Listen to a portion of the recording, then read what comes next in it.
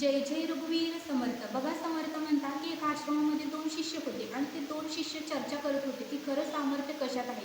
एक शिष्य म्हणाला की खरं सामर्थ्य हत्तीमध्ये आहे, तर दुसरा शिष्य म्हणाला खरं सामर्थ्य वाऱ्यामध्ये आहे, पाण्यामध्ये आहे.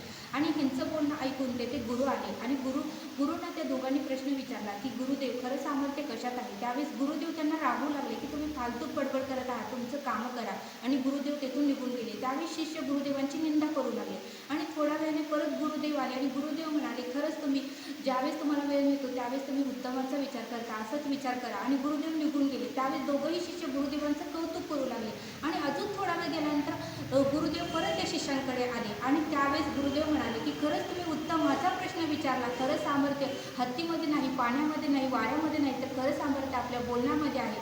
ज्यावेळेस मी तुम्हाला राबवलं त्यावेळेस तुम्ही माझी निंदा केली आणि ज्यावेळेस मी तुमचं कौतुक केलं त्यावेळेस तुम्ही माझे कौतुक करू लागला. म्हणजे खरे सामर्थ्य आपल्या बोलण्यात आहे, असं समर्थांनी